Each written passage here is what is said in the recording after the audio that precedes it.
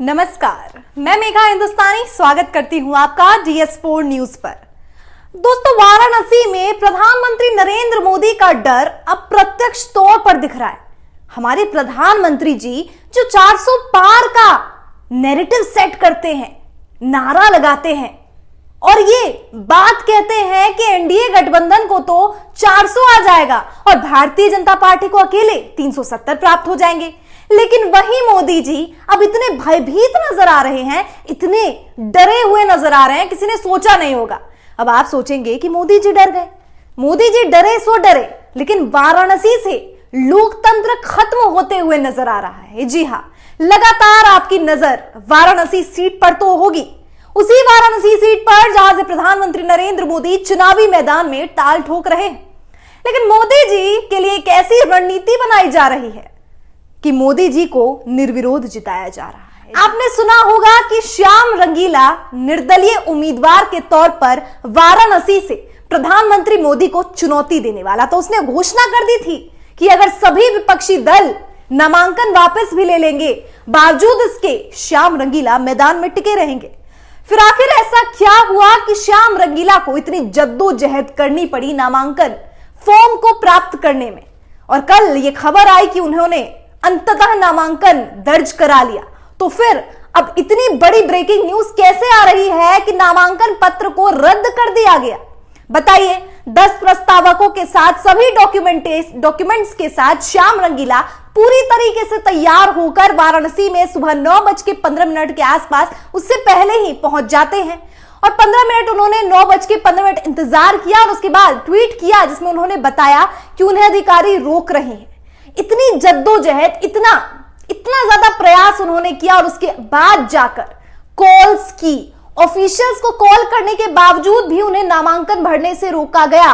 तो अंततः सभी मीडिया में यह खबर फैल गई कि श्याम रंगीला को रोका जा रहा है और रोकने का कारण यह है कि मोदी जी को निर्विरोध जिताने की मंशा है।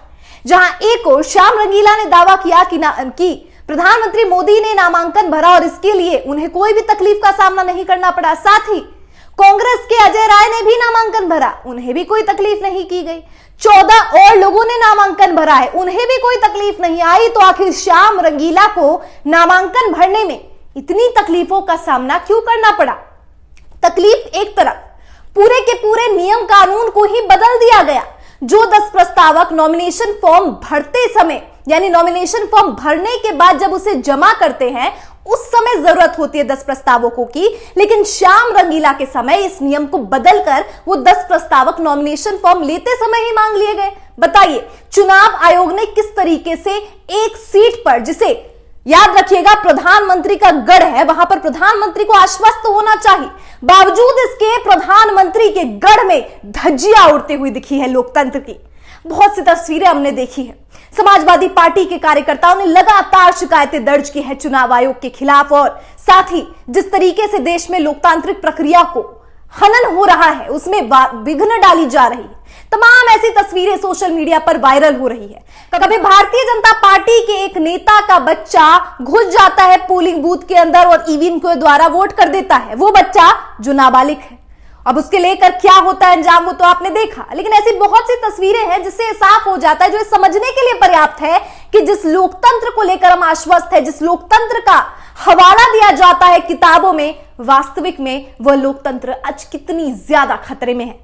तानाशाही की बात जो करते हैं और जो लोग कहते हैं कि नहीं देश में तानाशाही नहीं है या देश में तो तानाशाही आ ही नहीं सकती, उन्हें यह खबर आज जरूर देखनी चाहिए।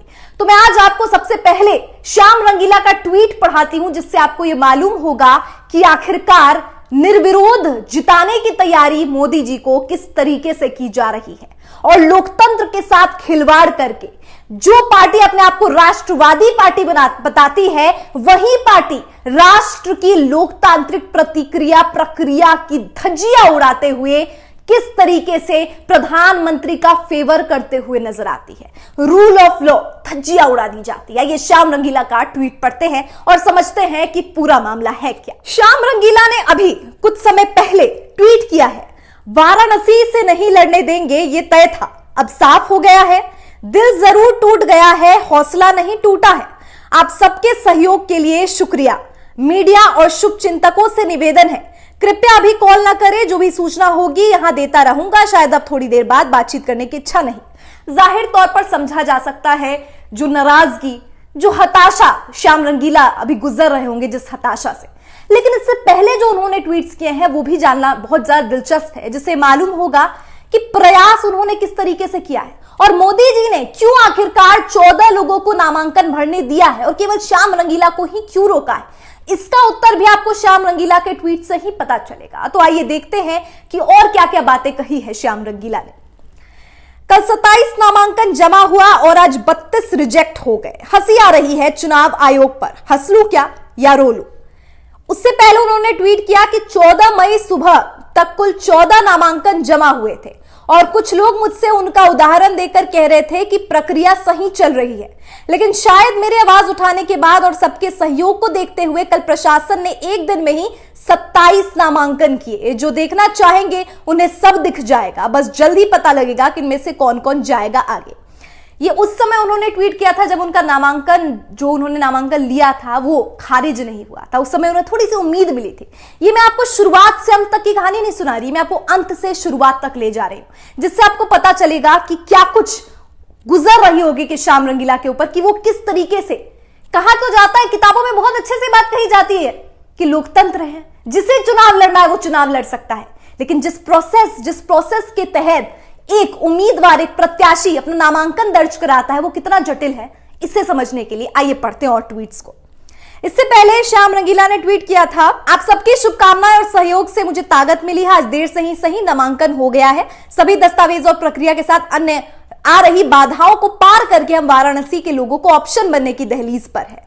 अभी बस 2-3 दिन का इंतजार है, चिन्ह आ जाए, लड़ेंगे पूरे दम से आपके सहयोग से। यानी उनको उस समय नामांकन मिल चुका था।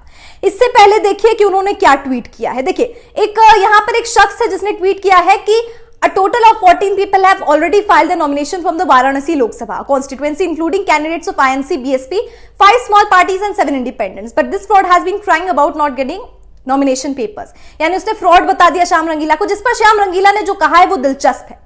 14 लोगों को तो मिल गया है, मेरा भी करवा दो, सब कुछ तैयार है, 2 घंटे बचे हैं, ऑफिस के बाहर हूं, करवा सकते हो? नहीं होगा, क्योंकि तुम्हारे 14 बहक सकते हैं, पर्चा उठा सकते हैं, लेकिन मैं उनमें से नहीं हूं।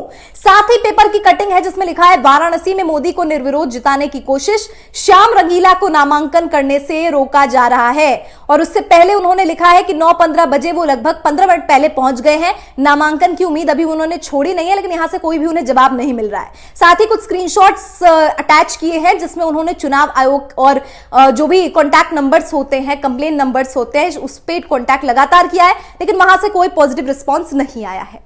अब ये पूरे ट्वीट्स हैं जिससे आप समझ सकते हैं कि क्या प्लानिंग है। दरअसल वाराणसी में उन्हीं कैंडिडेट्स को, उन्हीं प्रत्याशियों को नामांकन भरने दिया जा रहा है जो नामांकन वापस लेंगे। अब आप सोचेंगे, नामांकन अगर ये ले रहे हैं, नामांकन इन्होंने भरा है, तो ये वापस क्यों लेंगे? आपको मोदी जी का डर तो पता है, आपको पता है Bharatiya Janata party ED CBI के दबाव में किस तरीके से लोगों पर दबाव बनाती है। और अगर ईडी सीबीआई से नहीं मानते हैं तो उससे पहले लालच भी दिया जाता है, प्रलोभन भी दिया जाता है कि आप भारतीय जनता पार्टी में आ जाइए। तो कुछ लोग तो इस प्रलोभन के चलते आ जाएंगे और कुछ लोग दबाव के कारण हट जाएंगे। फिर बचा कौन? मोदी जी स्वयं। और शायद श्याम रंगीला इकलौते थे जिन्होंने कहा था कि सब चले जाएंगे फिर भी मैं खड़ा रहूंगा, क्योंकि ये इस बार का लोकतंत्र, इस बार का चुनाव जो है वो लोकतंत्र को बचाने की लड़ाई है। और इस लोकतंत्र को बचाने की लड़ाई में वो डटे रहेंगे और वो लोगों को एक ऑप्शन दे रहे हैं। और उन्होंने कहा था अगर मेरे ऊपर ईडी सीबीआई का छापा भी मरवा दोगे फिर भी कुछ नहीं मिलेगा, क्योंकि असली फकीर तो मैं हूं। तो असली फकीर ने नकली फकीर को चुनौती दे दी है। मोदी को चुनौती देने का काम जो श्याम रंगीला ने किया है वो अपने आप में बहुत दिलेरी का प्रमाण है। लेकिन दोस्तों, यहां पर श्याम रंगीला का नामांकन रद्द होता है और साथ ही लोकतंत्र का गला भी घुट जाता है। अब साफ हो चुका है, वाराणसी एक केवल एक मंजर है, जिसे कहते हैं ना, एकदम ट्रेलर है। ट्रेलर अभी देख लिया है आपने, पूरी फिल्म देखने के लिए आप ये चुनाव समाप्त होने दीजिए। तो दोस्तों, आपकी क्या राय है इस पूरी खबर पर? श्याम रंगीला के नामांकन को रद्द किया गया है या रद्द करवाया गया है? क्या लगता है आपको? अपने सुझाव, अपने प्रश्न, अपने राय कमेंट बॉक्स में लिखिए और मिलते हैं आपसे अगली वीडियो में। तब तक के लिए अपना ख्याल रखिए। धन्यवाद।